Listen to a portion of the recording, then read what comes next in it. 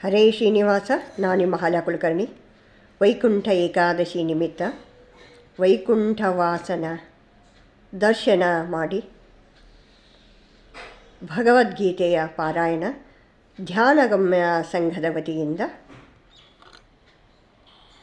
ಓಂ ಪಾರ್ಥಾಯ ಪ್ರತಿಬೋಧಿತಾಂ ಭಗವತಾಂ ನಾರಾಯಣೇನ ಸ್ವಯಂ ವ್ಯಾಸೇನ ಗ್ರಥಿತಾಂ ಪುರಾಣಮುನಿನಾ ಮಧ್ಯೆ ಮಹಾಭಾರತಂ ಅದ್ವೈತಾಮೃತವರ್ಷಿಣೀಂ ಭಗವತೀಂ ಅಷ್ಟಾದಶಾಧ್ಯಾಯಿನೀಂ ಅಂಬ ತ್ವಾಮನುಸಂದಧಾಮಿ ಭಗವದ್ಗೀತೆ ಭವದ್ವೇಷಿಣೀಂ. ಓಂ ಶ್ರೀ ಪರಮಾತ್ಮನೇ ನಮಃ. ಅಥ ಪ್ರಥಮೋಧ್ಯಾಯಃ.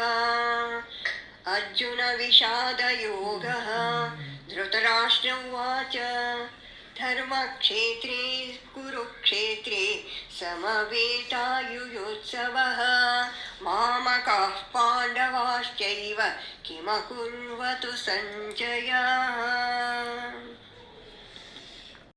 ಅಥ ಅಷ್ಟದಶೋಧ್ಯಾಯಃ.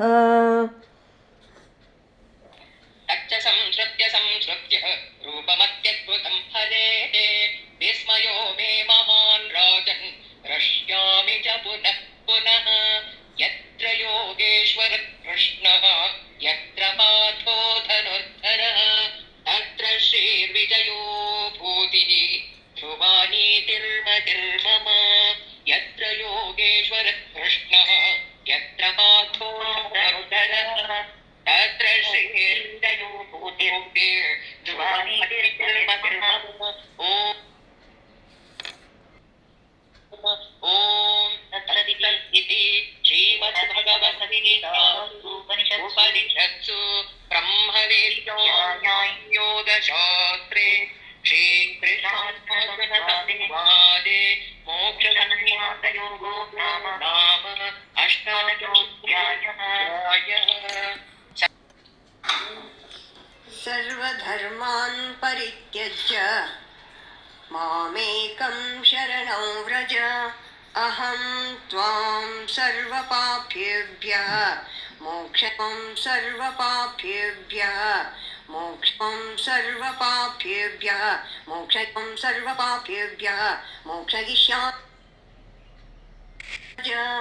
ಅಹಂ ತ್ವಾಂ ಸರ್ವಪಾಪೇಭ್ಯಃ ಮೋಕ್ಷಯಿಷ್ಯಾಮಿ ಮಾ ಶುಚಃ.